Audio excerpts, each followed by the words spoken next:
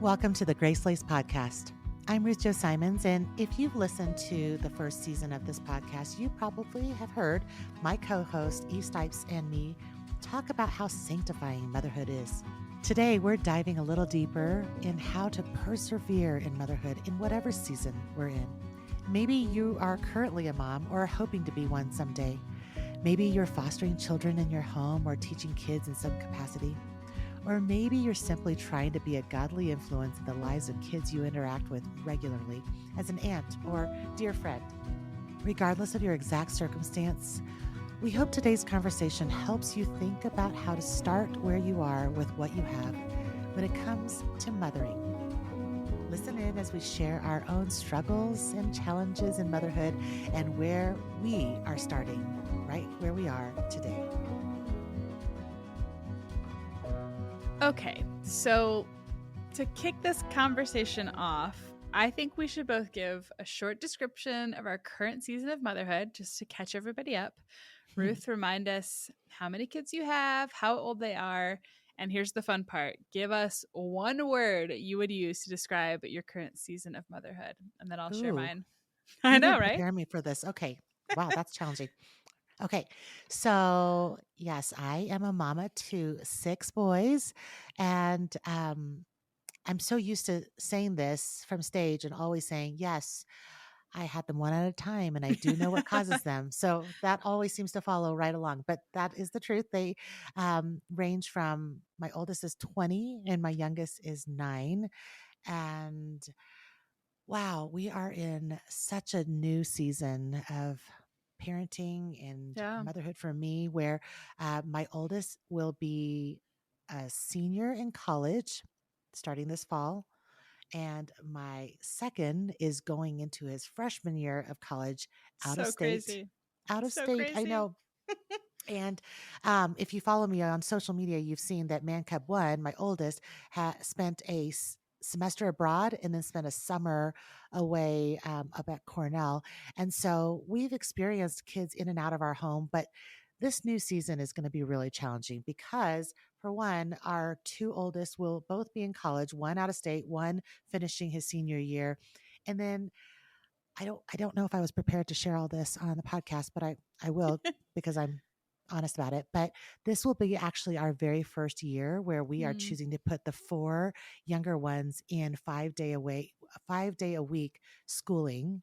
mm. And this is all be our first year of not primarily homeschooling. We've always done a combination of homeschooling, homeschool with co-op, or homeschool with private Yeah. hybrid model.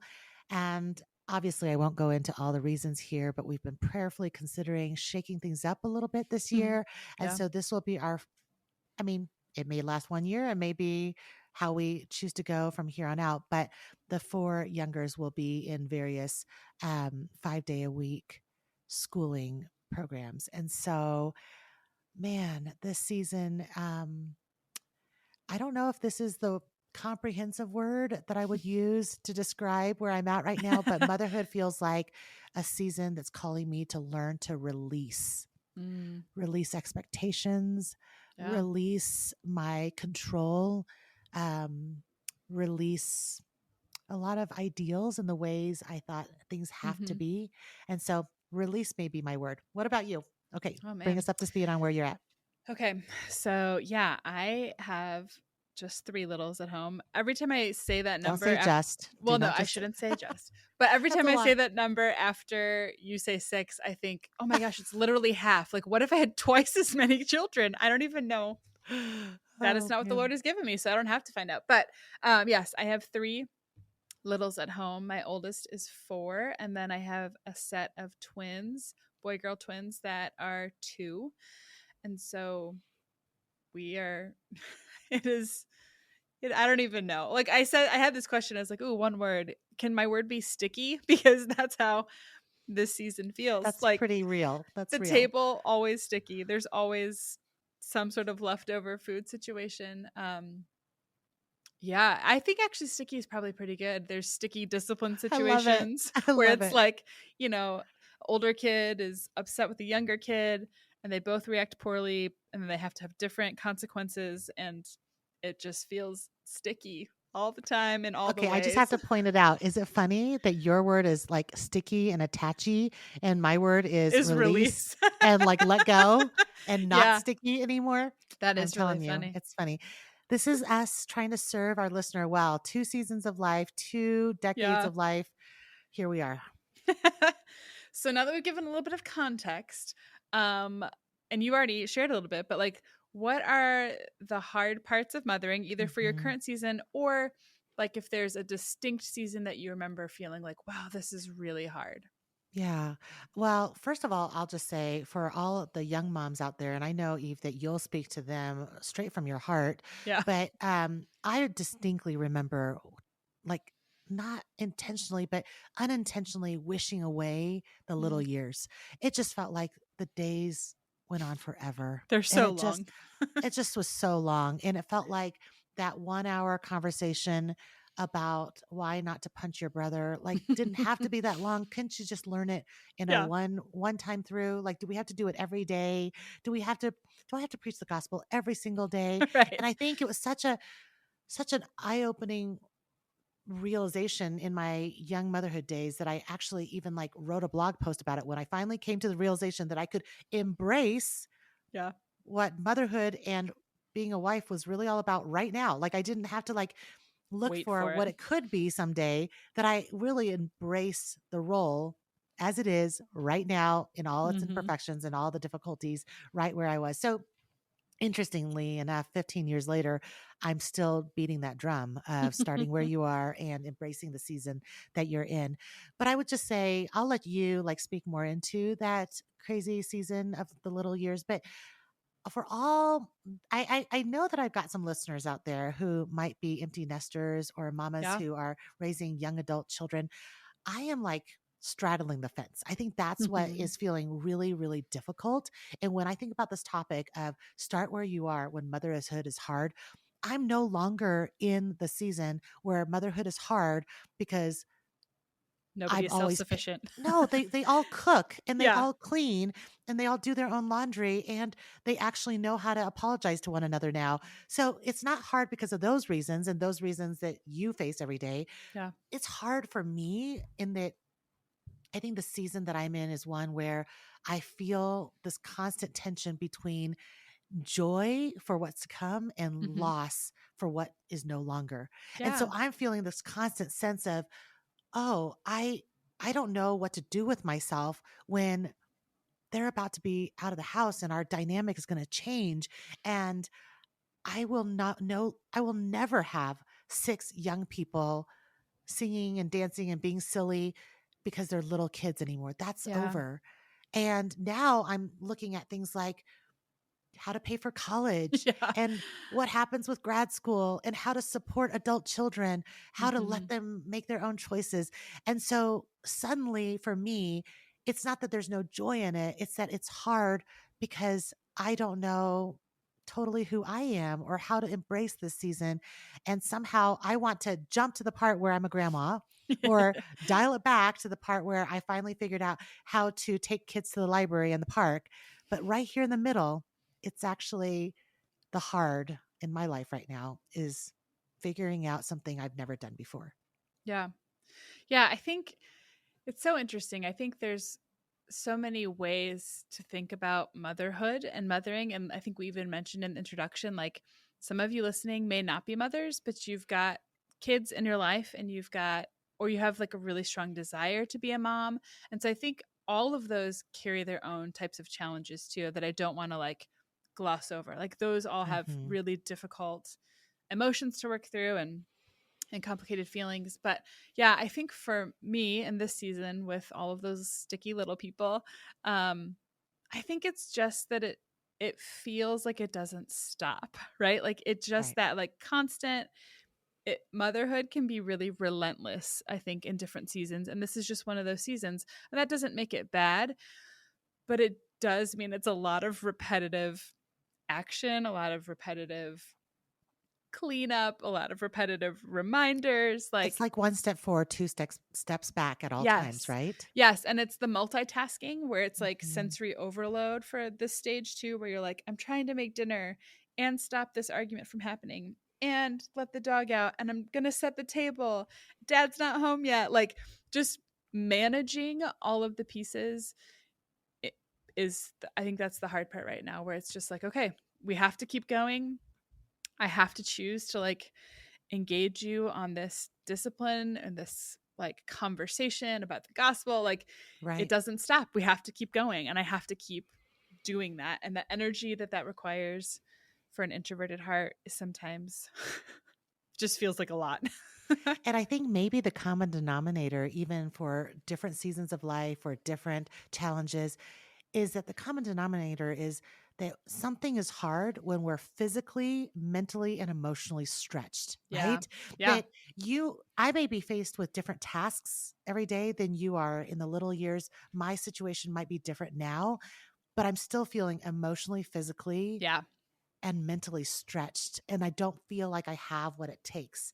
So I feel like that's the common Yeah. denominator, is that For sure. you may not feel like you have what it takes. I may not feel like I have what it takes. How do we start where we are? That's the question we have today, Yeah. right?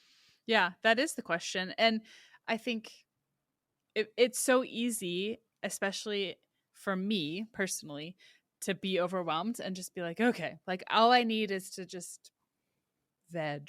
Like, I just need quiet space. And that really may not be what I need. And that's not really starting where I am with what I have, instead of wishing for something different. So I think about how if we are emotionally, mentally, and emotion what did I say? Emotionally, mentally, and physically Yeah. stretched, that the truth is we we can combat all of those things in certain ways, but we actually have to always start spiritually, right? I mean, we've Yeah. talked about this in multiple different episodes, as well as an entire season about spiritual disciplines. Hmm. I think right off the bat, we got to start with the fact that, I mean, we're going to get to a lot of ways in which I'm sure you and I are trying to work through how to be good stewards of the season we're in. But I think, regardless of whatever season, whatever circumstance, whether you suddenly find yourself dealing with a special needs diagnosis that you hadn't Yeah. expected to, or you suddenly have to move cross country and start entirely over in a new community, whatever the circumstances or whatever the season you're in, the way we start where we are is we start with what will truly actually empower us toward Hmm. change and encouragement. And that's the word of God. And so I Yeah. think we start there by saying, no, it doesn't have to be a 3 hour long Bible study. And it Right. doesn't always have to be that you are ingesting and able to teach something. It just Right. means that you are constantly, if it has to be, just nibbling on the Hmm. word of God as you go. Because in the little years, it may not be that you're feasting all the time. It may mean Yeah. that you're nibbling sometimes.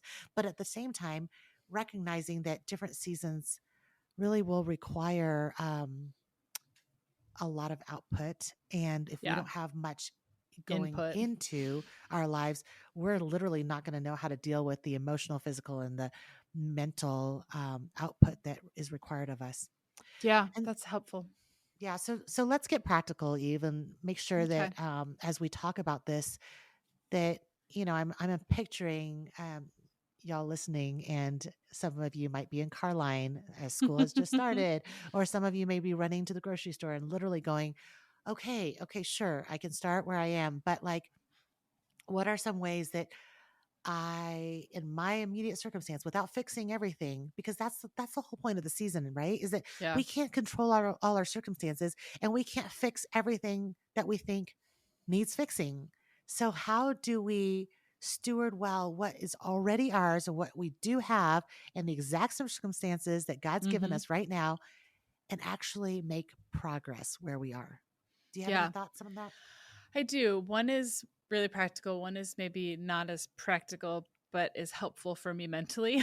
I Hmm. think just recognizing that there is a need for endurance. Like, this is a season of persevering. Sure. And really, I mean, probably all of motherhood is persevering for different reasons. But I think there's a switch that happens in my mind when it's like, yeah, this isn't a thing I give up, right? Like, this is something to keep Mm. pressing on in. Is a mental switch that is helpful for me to kind of start with. But the other thing, it sounds so cliche, and it kind of is cliche, but I think that there's such a value in being present, right? Like, not like you mentioned, wishing away the little years and hoping like, oh, if they could all just take care of their own bathroom needs, that would be amazing. It will be Right. amazing. Um, but like, what's the one thing today that I can focus on and recognize as a gift from God? Like, what can I be Yeah. joyful about today in this moment? Instead of just wishing for something I don't have. Like, there's an element of Yeah. gratitude and of really seeing the reality of like God gives us good things and I can find one of them. Like, it's not that hard. Yeah. And I love that you bring that up because in order to even be perceptive enough to be able to call out what is a gift and what is a joy right now, like I think about how if you're in a season where it just doesn't make sense for you to go back to work Mm, and you're home with the kids and you're literally like, oh my goodness, I remember what it felt like to feel like I was making a difference and earning a paycheck and yeah. having adult conversations. I mean, I'm literally describing a season of my life, right? But looking for the moment of like, but I actually have the time to go to a spray park this afternoon and go buy some popsicles and take a Yeah. really long time and reading books all afternoon. That is a gift that I may not have in the future. So Yeah. embrace that and be present for that right now. And I'm sure there's so many versions of that we can all describe. But when you mentioned that, I was thinking about how it's hard to be perceptive to those gifts if we're distracted all the time. And so, Yes. one of the practical things that I think of about how to persevere and stay grounded and stay faithful right where we are and be a good steward of what we have when we don't have what we want is really to actually be mindful of how much we're being informed about our strengths and weaknesses based on watching other people do Yes. their mothering journey.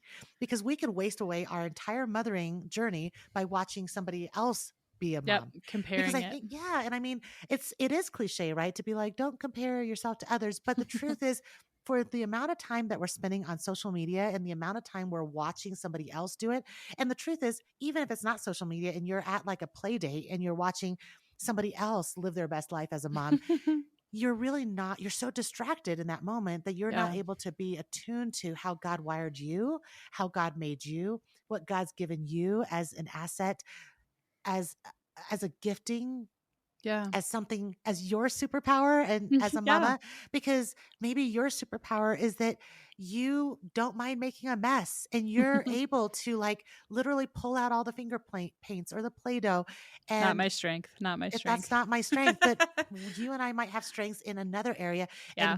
we will not see how God's wired us specifically for the season and Yeah. for the children he's given us if we're always watching somebody else live out their motherhood journeys. Yeah. That's so true. And I think there's a lot of power in just, embracing it. Like what we do well, like let's do that. Let's enjoy that. I think you've been posting about this whole idea kind of in general on social media a lot, like embracing where you are and letting littles help. You posted a really fun reel the other night Oh, the one of, about the peaches, the yeah, salad. the kids were making dinner and there's like beautiful music. And so tell us how it really went. No, I mean, like how does Yeah. that feel? What does that look like? Yeah, the reality is, it really is a lovely season I'm in Yeah. where the kids do cook and they plant little gardens and we So pick cute. basil from the gardens. I mean, that's all real and true. But I made a reel like that because just 5, 6 years ago, this kid that I'm sending off to college in a week and a half is the kid that was just learning how to cook when he Yeah. was younger, right? 6 years ago, my 18-year-old was 12 and Oh. just starting to own the kitchen.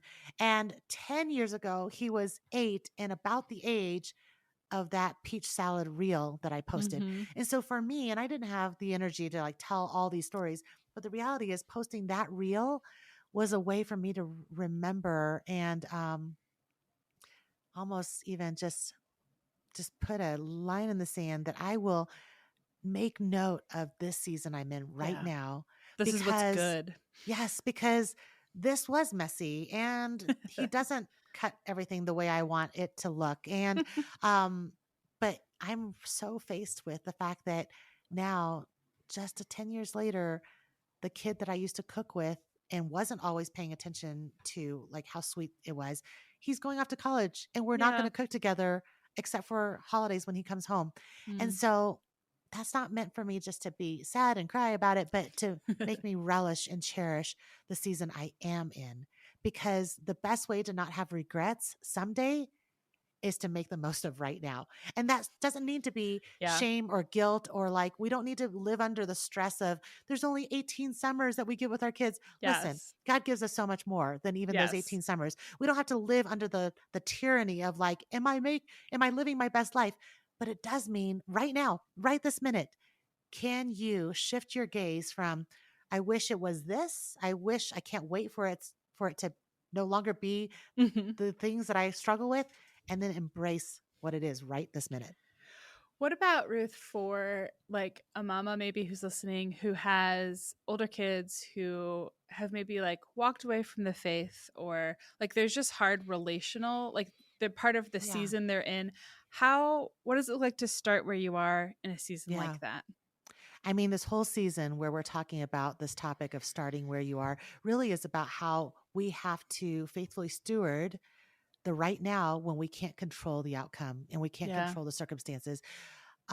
As mamas of grown children who may be making life choices that we struggle with or um, are not walking with God, I think rather than thinking that your life as a mama has ended or that it will begin Mm-hmm. once you're on the other side of a circumstance, to start right now and say, as it was when you were pregnant, as it Yeah. was when you were going through an adoption journey, as it was when you were teaching that child to tie his or her shoelaces, as it was when you were sending them to college, we are called to pray more than we fret and worry and try to Yeah. manipulate a circumstance. I will be the first to confess that I have spent a lot more time trying to strategize my way out of an unwanted circumstance with my kids than praying for them and praying for their souls Mm, and praying that God would do what I cannot do as a mama. that's a And so good I word. think starting where you are means to not just make that phone call, not just send the articles, not just do the Yeah. things that we all want to do as mamas. Like we want to like fix Fix the it. problem, Yeah. but to also do the hard work of being on our knees and praying for our children and praying for the hearts of our children and praying protection and Mm, wisdom and guidance and um, praying conviction in their yeah. lives. And that's more effective and more immediately accessible from right where we are than we could ever imagine. Yeah, that's for sure. I think there's one other piece that plays into this conversation too that I have found really helpful. Um, and it's kind of the flip side of the comparison that you mentioned. So, like, instead of comparing yourself to how XYZ person does this or does it better or whatever, there is some value too in looking for kind of like a mentor mom, like Mm-hmm. somebody who is a season or two or 10 ahead of you that is able to help you process Yep. the hard and help you embrace where you are. They can just offer some perspective. And so, I mean, I ask you questions all the time. Like, is it normal that the boys fight like this?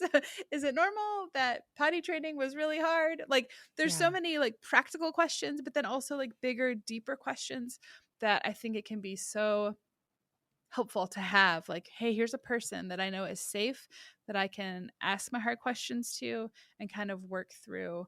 And if you're on the other side of things, like you have raised children and kind of walked through those seasons, maybe there are moms that you can mentor, like young moms Yeah. who could really use input and would really value that perspective. I love that you brought that up because the core truth there is that whatever circumstance, whatever season, right where you are is actually a blessing and can be of great encouragement to somebody else, Yeah. right? Oh, The that's good. very spot that you're in right now Mm-hmm. can be the very thing that God uses to build or encourage somebody else. Yeah. Yeah, that's great. And that applies in pretty much anything that we're going to talk about for this entire season, right? Like It's any true. of that tension that you feel or that whatever about the season and starting where you are, like you can use that to encourage somewhere else. Okay, well, as we wrap up this conversation, what is the gospel truth about motherhood? Why does it matter? And then where are you going to start? How are you going to start with one small thing right where you are? Okay, do you want to start or do you want me to? What is the I gospel truth? I feel like I'm always doing the gospel truth one. You should I take can it do. this time. Okay. Yeah, I think the gospel truth is that God made us to have a nurturing spirit, right? Like this is part of the gift that he's given us. Whether you are a physical mom and you are caring for physical children, whether that's a spiritual relationship, like you're caring for people, like women are made to be nurturers. And that's a part of God's image that we get to bear and share with other people. And so that really matters. Like that's a big part of how God relates to his children, and we get to image that. So instead of wishing that it was easier or wishing it away or longing for it to be different, I think just accepting it, right? Embracing the stage we're in, knowing that God has purpose in it and that it really does matter. And that really is the key, that the gospel truth is that God has purpose, even if it's hard, even if it feels Yeah. unlikely, even if you're like, what in the world? How am I in this set of circumstances? That God has purpose for you to be mothering in the exact Mm. set of circumstances that you're in, because he is using you right where you are to be a conduit of grace, as we always talk about, to be the one who will impart the gospel, speak the truth. Even if you're a new believer, if you're listening and you're like, I'm a baby new Christian, Mm-hmm. you still have the capacity to impart what you do know of the grace of God right where you are to those around you. And your children need to hear it and need to see you working out your salvation in real time as a mama. And so the gospel truth is it's purposeful for you to live out your calling as a mama, even imperfectly, Yeah. before your children and your family. Okay. So how are you going to start where you are with one small thing? Well, in light of, I think, my changing seasons and the difficulties I'm feeling and experiencing, I just say my one small thing I've actually started implementing already. And it's kind of getting back to your encouragement about mentors and Mm-hmm. mentoring. Um, I've seen great value in reaching out and sharing and asking and seeking wisdom about Yeah. my particular season with older and wiser moms. And so I think in a world where I am constantly in content creation and I stay so busy, my one small thing is to like reach out and to actually Yeah. try to be somebody who speaks encouragement and imparts some wisdom to a younger mom, and then always subject myself and allow myself to be encouraged by an older mom. Yeah. That's great. I think What for about you?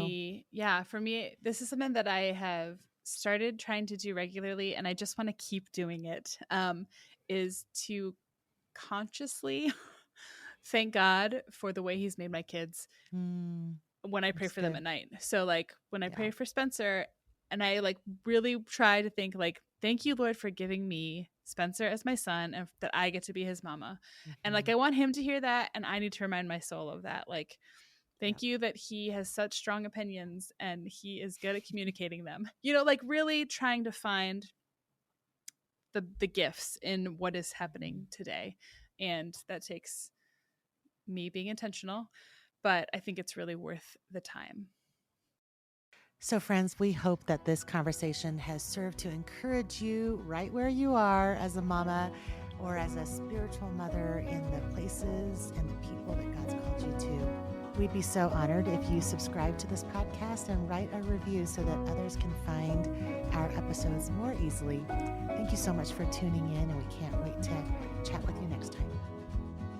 For every episode this season, we're asking you a couple of questions at the end because we want to hear what you're thinking about related to the topic. Today's questions are: why is motherhood hard? And who or what has been the most encouraging when it comes to mothering kids in your realm of influence? Snap a picture related to your answer and share it on Instagram, or send us an email at info@gracelace.com. Each week, we'll pick a couple of answers to send people some happy mail.